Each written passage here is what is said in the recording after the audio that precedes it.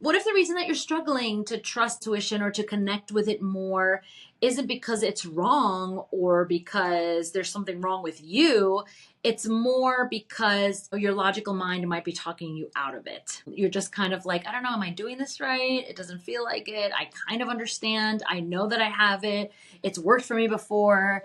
I have used it before, but lately, I don't know, I'm just feeling a little bit off. Today, I'm going to show you some advanced techniques to strengthen and trust your intuition and dive deeper or create a deeper connection to those intuitive, beautiful hits that we all get throughout our day and throughout our life. Let's begin with technique number 1, which is active imagination. And this is something from Carl Jung. And I'm obsessed with him and the way that he teaches about this and a lot of his teachings. I wanted to share this with you because I felt it was very helpful for me, and I hope that it is helpful for you as well. Active imagination is about the fact or the idea that your intuition speaks to you through images, symbols, inner dialogue. It's just a matter of giving it space, right? Just giving it the space to do that and for those messages to come in. So how can we give our intuition space to communicate with us? And that basically starts with sitting in a quiet place, right? Sit in a quiet place, close your eyes, bring up a question or a decision that you are toying with or thinking about, and give it a minute. Take your time to think about that question or decision, and then let your mind create a scene around that question that you're trying to figure out. Observe what you see or what appears in your mind's eye as you're thinking about this. Okay, you're in that scene based on this question and decision that you're trying to make right? And then you're observing what you're seeing when you're in that scene. Who or what appears? Is it a person, an animal, one of your spirit guides? Have a conversation with whoever appears. Ask them a question and see how they, or whoever responds. Write down this experience. These symbols hold deep intuitive messages, right? If you're able to really relax yourself and create that space, picture a scene in your mind where you're focusing on that question or decision and you're witnessing what's happening within that scene, okay? Who's showing up? What's showing up? And you're having a conversation. And you can write down the experience and sort of then reflect a bit on those deeply held intuitive messages within that scene. This method, according to Jung, unlocks subconscious wisdom beyond logic, right? Because that's the thing. When we are in our ego reptilian brain, we don't believe that we have the ability to intuitively receive messages or guidance. This method, because you're in a, let's say, subconscious almost, or a calmly created scene, and you're allowing things to flow in, focusing on your question, you don't have that logic that's saying, oh, this can't be right, or this shouldn't be right, or this isn't working, or this doesn't work. It unlocks that subconscious wisdom that's beyond that like egoic conscious part of the brain of ours that we're trying to figure everything out and don't really believe this could be real.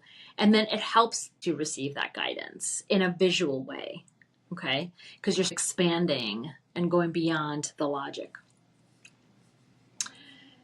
Technique number 2 is it's about dreams and being intentional about how you can connect to messaging within dreams. So your dreams are a direct line to your intuition. Why? Because when you're asleep, again, you don't have that logic mind focused on what's possible and what isn't. And so it can often reveal truths that your waking mind would ignore or not even pick up on. And so that's the thing. I think when a lot of people say, well, I'm not really very intuitive, or I don't have intuition, it's not that you don't have it. It's that you haven't practiced or learned how to move your conscious mind or your logic mind out of the way so that the guidance can come in. And so, how can we use dream journaling or dreams to receive intuitive messages? It's the dream journaling piece that is the tool of the technique. And so, you can keep a notebook next to your bed and write down any dreams that you remember as soon as you wake up. If you don't remember your dreams, that's okay. Most of us don't. So, and that's okay. But sometimes you'll have dreams that you remember exactly, or sometimes you'll have dreams that'll wake you up in the middle of the night. Or sometimes, this has happened to me where I've dreamt something super visual and I remember being in the dream and it was kind of, wacky or whatever. And I might not remember it exactly when I wake up, but throughout the day, little bits and pieces of it will sort of start coming back. And I'm like, wait, take me back there. What was it? What was the dream? What was the dream? Trying to remember. But those are the little things that you can jot down, because then you can start paying attention to symbols, recurring themes, strong emotions that the dream gave you. That's a really big sign of what you're feeling about the thing that you dreamt about. And you can ask yourself, what might my subconscious be trying to show me? What might these emotions that I feel when I'm thinking about this dream be trying to tell me? Or what, I keep dreaming about, I remember for a long time I was having a dream where I was seeing my family and my uncle who was passed away. I kept dreaming about him and us being at the beach. And it turns out that, like, I think 2 or 3 months later or something, excuse me, I ended up going to Puerto Rico to visit my cousins. And we were all at the beach together, and it was literally exactly like the dream. So I think he was kind of trying to tell me, like, hey, eventually we're all going to be together at the beach. So you just never know. And so it's important and it's worthwhile to just keep track of these things, whatever you can remember. And then you can start looking at themes and symbols and, depending on what you're thinking about, what you're trying to decide, what are you struggling with, right? What are you experiencing? And then you can take a look at what you've journaled and start seeing if there's some themes that are coming up that might give you some guidance that you're asking or wanting. So Jung believed that dreams reveal our deepest truths. And so tracking them can help us decode what our intuition is trying to tell us. Okay, so this is a deeper level of connecting to your intuition. For those of you who are in this video, you already connect to your intuition, but are also needing that next level. Okay. The next technique is journaling for deeper intuitive insights. So the last one was, jotting down your dreams in the morning when you wake up, if you remember them, and keeping track of themes, symbols, and things emotions that might come up, and to start to be able to look at patterns and see what guidance you're getting. This is more about writing. Writing bypasses your overthinking mind and lets intuition just flow freely. So one of my favorite things to do, which is what I'm going to suggest to you all, is it's called stream of consciousness writing. And some of you might have heard of this already. It's really taking a notebook and pen and writing freely for 5 to 10 minutes, letting whatever comes up flow onto the page without censoring, without thinking. You're not thinking, you're just writing. You're just writing. Set a timer. Think about what you're trying to decide or a question that you might have, and just write. 5 to 10 minutes, just get it on paper and let it flow naturally. And this practice will reveal hidden wisdom that might not come through in your normal daily thoughts. It is absolutely amazing the power that we have when we just allow our minds to freely express itself. Okay, and so there's another piece to there's like 2 journaling methods. I love stream of consciousness writing, which is why I mentioned this one. But there's also automatic writing. So it's like ask a question and start writing as if your intuition is answering you. So don't filter, just let it flow. Similar to the stream of consciousness. But the stream of consciousness is not even a question or anything. It's just write. And then automatic writing is ask a question and then start writing. I kind of combine them both. I think about what my decision is that I'm trying to make, or what question is that I'm, thinking about, or what I might be struggling with in the moment, and I just write. And again, that just opens up this amazing plethora of information that we carry within ourselves. That's always with us. It's just first of all, the world is chaotic. Life is chaotic. We're busy, busy, busy, busy. We're stressed out. We're thinking about stuff. We're reacting to things. Things are, might be going haywire. And so we don't get the access to this internal information that we all have with us and this connection to our inner being. So it's really about allowing that space. Okay.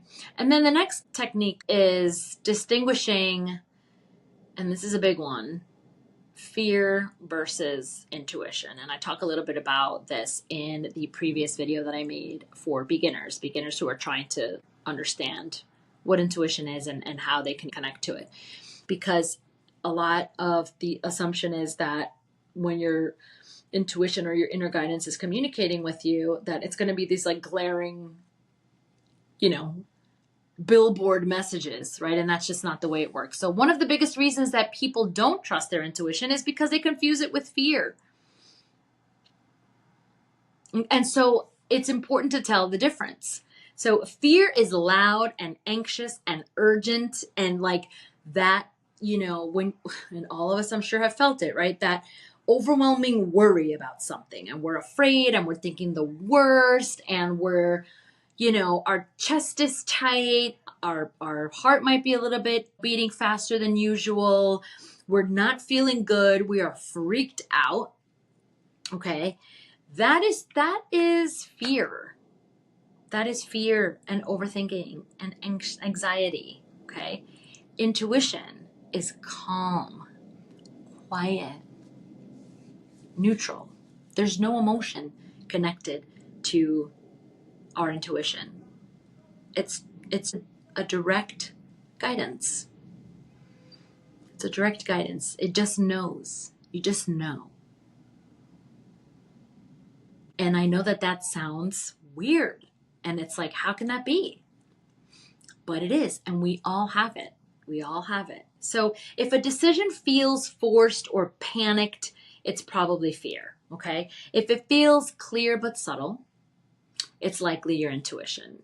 And you feel, because I know for me and my own system, and again, no pressure for you to figure this out right away. This is a process of learning and practicing. So by now I, know enough to know, but even still, sometimes I don't listen to my intuition. So it's still a practice. It's not, I think it's a part of our learning throughout our life.